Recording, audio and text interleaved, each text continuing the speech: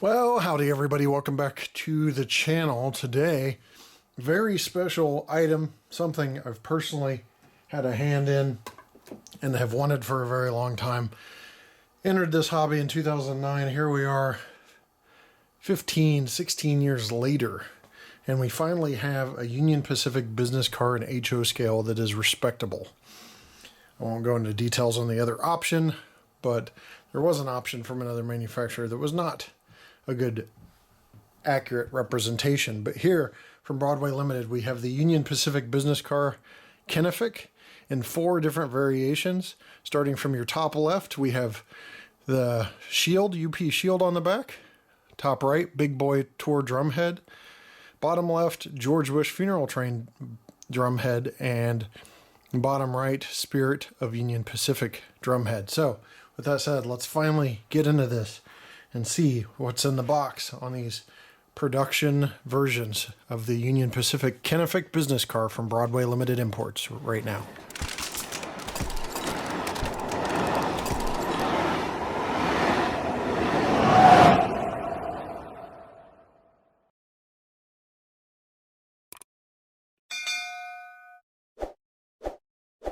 We'll just unbox one since the only real difference is the drum head. You'll get the clue with just one unboxing instead of just wasting your time with multiple unboxings.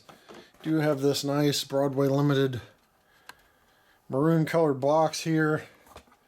Premium HO scale business car on the back and on the side, BroadwayLimited.com's website.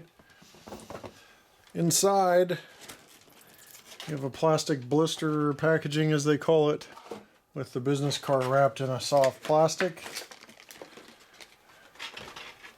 We'll get that out of the way. We'll set these pieces of paperwork aside. So I'm really excited. I'm seeing this the first time just like you are. So I have not previously had these out of the box. In the box you can get a flyer about becoming part of Conductors Club, which is about $30 a year. And then you can get discounted items. One item's announced in HO scale like every year or so. Also, there's future cars coming up, including the Fox River Theater car in several variations, including Chicago Northwestern and Union Pacific. And there'll be another announcement here in a couple weeks for more business cars. Then you have the exploded parts diagram here, pretty small, but listed, and then a little cheat sheet for where to touch for turning the lights on, which we'll get to later. Alright, here we have the Kenefick business car. Again, the only real option in HO scale is this one. The only other option would have been brass, and if you've seen the brass prices, you know the pricing is quite heavy right now. These things in brass are about $2,000 a piece, where you can get these for slightly more than $100. So, on the ends here, you have the end platform. Get into focus here. With the Big Boy Tour shield on this one. Operating lights, including the tail marker lights. The track signal, or basically a green and red light that tells you the status of the train. These are kind of like track inspection lights down here. Separately applied grab irons, MU receptacle with an actual hose attached, you can see right there. And then the air brake hose line with silver tipped in hangs below the magnetic glad hand, along with more MU receptacles on this side. There's also a little railing above. This is for people to grab onto if they're on the deck. And then you have a silver metallic colored door there on the rear of the deck. There's also windshield wipers, a little hard to tell. You can see one poking out right there, but there's a windshield wiper on each window as well, so people can see out the back. Obviously, you have accurate trucks for this type of passenger equipment. The interior is detailed along with exterior window configuration that's accurate, and antennas and underbody equipment that's accurate as well. You can see some of this underbody equipment hanging down here, including storage areas, air conditioning units, etc. You have 119 in print over here on the right. That is the car number. Kenefick obviously in the center, along with Union Pacific, nicely printed as well. There's roof antennas and more that we'll cover when we get to the roof, but I'm going to continue on with the side here. Tubular diaphragms, which is nice because even other manufacturers have that flat diaphragm that's not accurate for the real thing. So you have tubular diaphragms, lift lugs, all the end car grab irons and such. There's even more of the MU receptacles and that silver tipped airline hose on this end as well, along with the door to entry of the car. You have a silver door on this side, a metal colored door that's not yellow, that's just like the real thing. And more of the same detail along the side of this side, including that little ridge that's right under all of the windows. There's also, I believe, are mirrors, so the crew can signal to each other. Side mirrors mounted on each side of this car. Again, the detail for the underbody is nice, including warning labeling and more. So you can see all that underbody detail as well. So funny thing about some of this detail is I was asking some of the crew and engineers, and they didn't even know what some of these things do, so I don't feel as bad not knowing, but sorry I can't provide you with more specific details on what all these boxes and things are. I know some of them are air conditioning, some of them are fuel tanks and tanks for the bathroom, and all sorts of stuff going on under the car. On the top of the car there is a dome antenna, as you can see there. It's painted gray. That's not a mistake. Currently that is how it's painted on the real thing. I know some people on the older Overland noticed white antennas, but they are now gray on the real thing. You see the rivet detail molded in, vents on the side, and then you've got your long antenna there, and some areas that are raised up to accurately represent the roof. On this end, there's a vent, there's grab irons, and more antenna detail as well. Conduit is represented as well. That may be separately applied or molded in. It's hard to tell. Looks like it may be molded in. They can do crazy things with mold now with the tooling, so hard to tell, but definitely lots of separately applied parts. Speaking of separately applied parts, lots on the bottom as well. 101 different parts are listed on the exploded parts diagram. I don't know if there's more than that, but that's what's listed on the diagram. So you can see all that underbody detail. There's even electrical conduit and such that's modeled under the trucks and running around the underbody detail. That's very three-dimensional. If it's molded in, it could be separately applied as well. But really, really nice detail there. Then you've got your coupler boxes on each end. So those are going to be checked as well. Your screw mount for those coupler boxes is under there also. Car measures 11.5 inches long. So that way you have a good frame of reference when we do the weight over here. So I'm going to put this down. And it's 6.6 ounces. If you can see that, we'll zoom in. To pardon my mess, I'm doing some serious work on the layout. And actually making Cheyenne on a section of the layout, which is going to be interesting. So 6.6 ounces. So the NMRA compliance says that there's an initial ounce and then half an ounce for each inch in length of the car. So at 11.5 inches long, you should be looking at 5.5 ounces plus the initial ounce, and we're sitting there perfectly almost at 6.6 ounces. So it exceeds the NMRA weight by 0.1 ounces, which means it should track fine. Another thing about tracking is the wheels need to be engaged, and I'm testing this with an NMRA wheel gauge. And all the wheel sets are engaged on the NMRA compliance as well. In the back is a Walthers Union Pacific business car, and looking at the yellow is a touchy subject, but these were made to match, and they do match very, very well with the Walthers.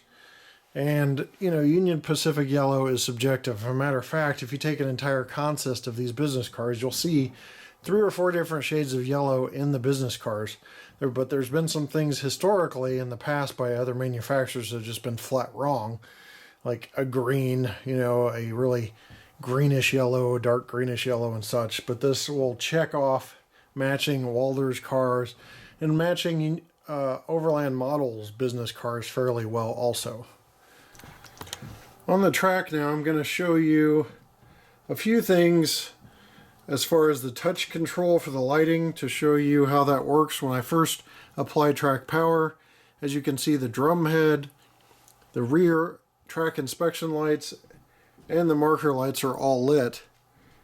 But it points out, like I said, where to turn these on and off. So that is your green. As you can see there, that's on or off. So we're going to go ahead and turn that off now. The red marker light is on the other side of this. Very responsive as well. The drum head is positioned back here to the left or right of the antennas, about center. And then you have your interior light, which is on and off back here. As you can see, those turn on and off, and we will view this in the dark because I want to show you that interior detail.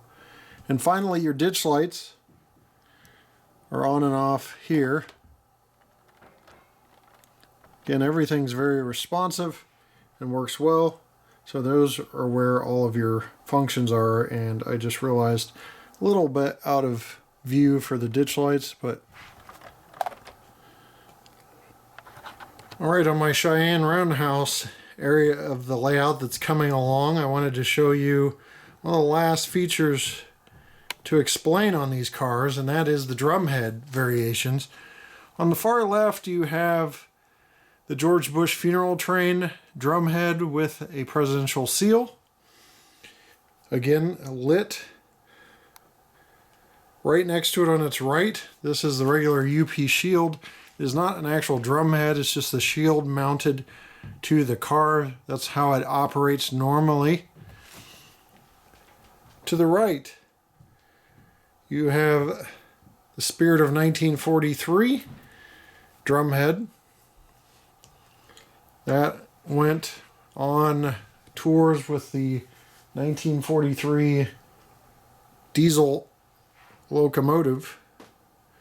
And on the right is the Big Boy Tour. So that went on one of the Big Boy Tour locomotives, possibly, or Big Boy locomotive tours, possibly more than one.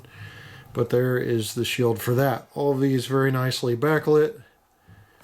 I can't get much further in, but you can see that they are backlit well. Alright, you may also be able to see the interior area on this car. I'll show you a couple different angles of this. Here's one. So there's no real way to tell if all the interiors are going to be accurate. I don't think they are completely accurate, depending on configuration and such. But there's different colors going on the interior. You have the darker gray seats and desks. So that's pretty cool. It may actually be accurate for the Kenefick, but I think they're going to use the same interior on all the business cars, unless they change their mind on that, so don't quote me. But here's a little dark look in the dark of all the different lighting features, including the track inspection lights, the marker lights, the drum head, and the interior lighting. The other thing I didn't mention on interior lighting is you can touch and hold the interior lighting. So off, on, but holding slowly dims them and brightens them once you pull off of that and touch and hold again. So I'll do it again until you're really, really faint. So I don't even know if you can see that that's on, if the camera's catching it, but it's really, really faintly on. So it's your choice of how bright, off, or on you want these lights. As you can see there, that is max brightness. Here's another look at the interior of the car from a different angle with all the interior details. Again, a little hard to see everything, but you do have at least 2 colors, and in some cases 3 colors. I see like a little stand that is a darker, maybe yellow or orange color on the interior. Not a lot of bleed through. I don't see bleed through to the body much at all, and maybe a couple light areas, but it's pretty well done and pretty well blacked out. Well, that's going to wrap up our look at the Broadway Limited HO scale Kenefick business car.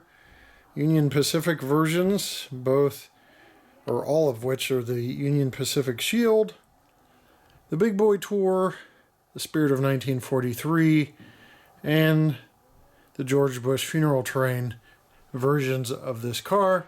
Very, very nicely done, NMRA compliant. Even the couplers mostly came back in the correct NMRA height with just 1 out of 4 cars, or 8 couplers with just a slight variation. So overall, I'm very, very impressed with these cars. They have the weight for good track. They've got that first time ever, to my knowledge, in our HO scale world, touch control lighting. So I think somebody mentioned maybe something else that had it a long time ago. And then all of the different lighting features that everybody really wants, those marker lights and such. And then just the way they are designed and done is nicely done. No expense was spared on these, in my opinion. You know, you've got other manufacturers, only other manufacturer that made a business car like this had like a solid plastic mold around the grating and such. So these are done to appease high-end modelers, and the price really can't beat. I mean, you know, will they maybe get to $150 one day? Or more, but still a fraction of the price, cheaper than the brass that was $2,000 per car. So overall, even though I own all of the brass business cars, and I know I'm going to be taking a hit on their value, I am very excited to see these out available to not only myself, but other modelers that want a budget-friendly train. So with that said, I will leave you with a run-by of the George Bush Funeral Train. It's not going to be the right configuration because I have a lot of construction going on the layout. Lots of construction. So there's stuff buried and I just can't dig it out properly. But I do have the George Bush 4141 from Broadway Limited up front. One last thing I forgot to mention is the lighting. It is flicker free. So they may not have like a large capacitor in there because when you take it off the track, the light dies fairly quickly. But there's enough storage in there that it's not flickering along the rails. So that's good as well. We'll leave you with that run by. Thanks for watching. We'll see you next time right here on the channel. Take care.